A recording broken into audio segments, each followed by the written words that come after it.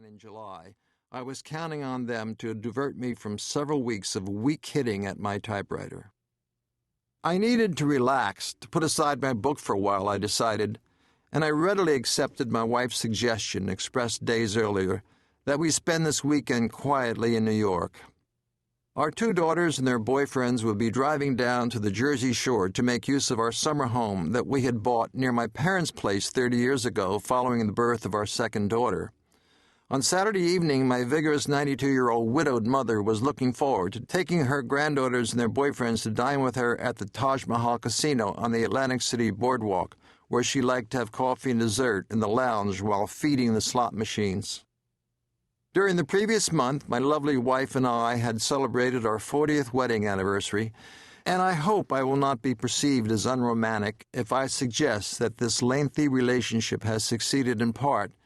because we have regularly lived and worked apart. I as a researching writer of nonfiction who is often on the road, and she as an editor and publisher who through the years has carefully avoided affiliating herself with firms to which I am contractually connected.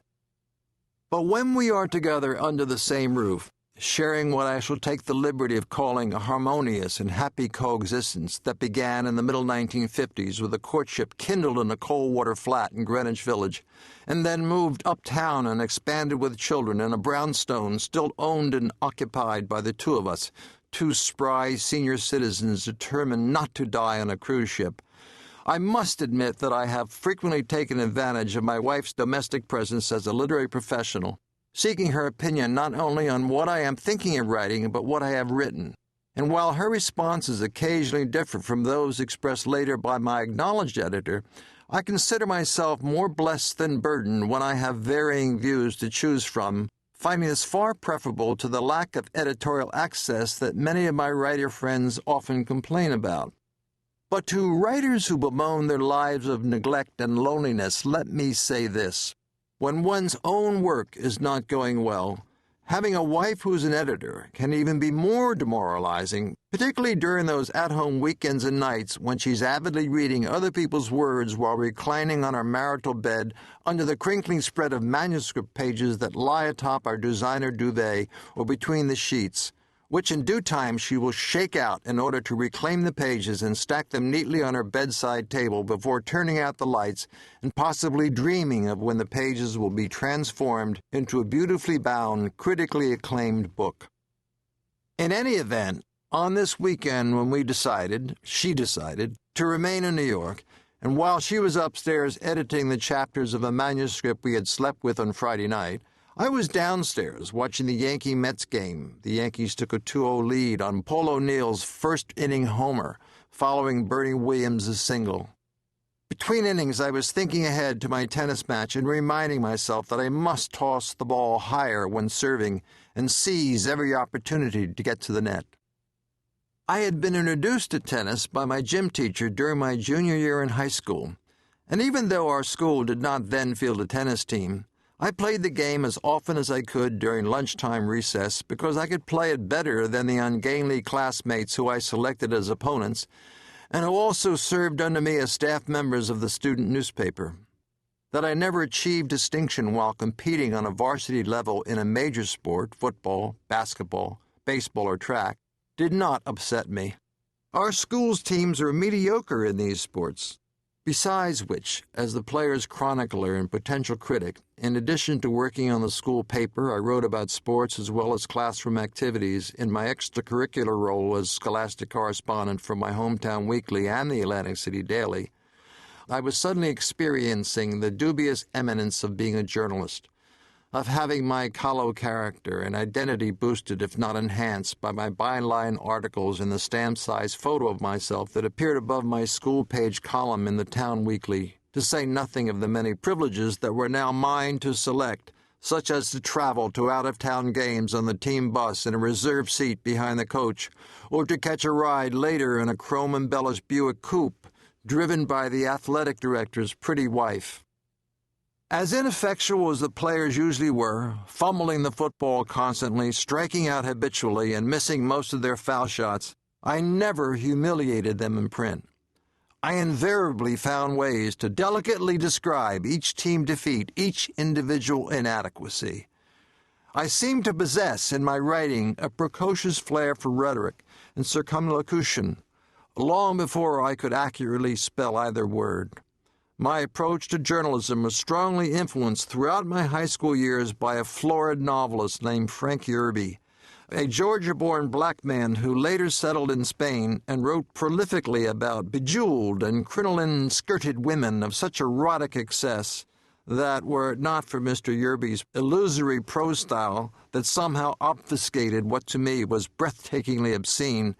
his books would have been censored throughout the United States, and I would have been denied the opportunity to sheepishly request each and every one of them from the proprietress of our town library,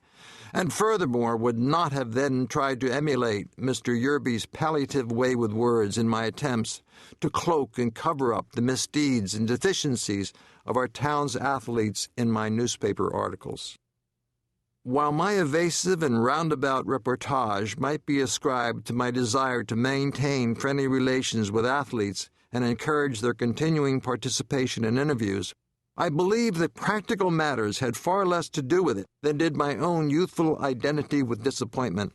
and the fact that, except for my skill in writing pieces that softened the harsh reality of the truth, I could do nothing exceptionally well. The grades I received from teachers in parochial as well as high school consistently placed me in the lower half of my class. Next to chemistry and math, English was my worst subject. In 1949, I was rejected by the 24 colleges that I applied to in my native state of New Jersey and neighboring Pennsylvania and New York. That I was accepted into the freshman class at the University of Alabama was entirely the result of my father's appeals to a magnanimous Birmingham-born physician who practiced in our town and wore suits superbly designed and tailored by my father, and by this physician's own subsequent petitions on my behalf to his one-time classmate and everlasting friend then serving as Alabama's Dean of Admissions.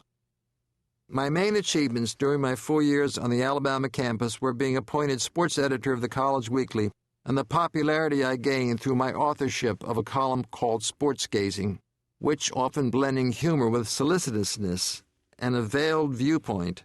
made the best of perhaps some of the worst displays of athleticism in the school's proud history. Even the Alabama football team, long accustomed to justifying its national reputation as a perennial top 10 powerhouse, suffered when I was a student through many days sadder than any since the Civil War. While gridiron glory would be restored after 1958 with the arrival of the now legendary coach Paul Bear Bryant, the football schedule during my time was more often than not the cause of a statewide weekend wake, and the coach of the team, a New Englander named Harold Red Drew, was routinely burned in effigy on Saturday nights in the center of the campus by raucous crowds of fraternity men and their girlfriends from the sororities, in which the pledges had spent the afternoon sewing together sackcloth body-sized figures with bug eyes and fat, rouge-smeared faces that were supposed to replicate the features of Red Drew. Although Drew never complained about any of this to me or to my staff, I began to feel sorry for him. And in our sports section, I always tried to put a positive spin on his downward spiraling career. In one of my columns, I emphasized the valor he had shown while serving his country as a naval officer during World War I, highlighting an occasion on which he had jumped 2,000 feet from a blimp into the Gulf of Mexico. This leap in 1917, when Drew was an ensign, established him as the first parachute jumper in naval history, or so I wrote after getting the information from a yellow newspaper clipping that was pasted in an old scrapbook loaned to me by the coach's wife.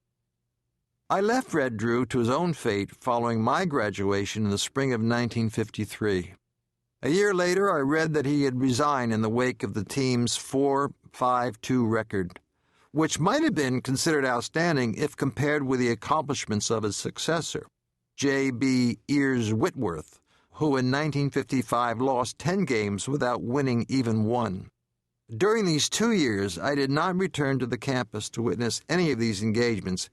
being assigned for my military service to an armored unit in Kentucky much of the time, and then stationed with that unit in Germany for part of the time, until my discharge in the winter of 1955 enabled me to accept a repertorial job in the sports department of the New York Times.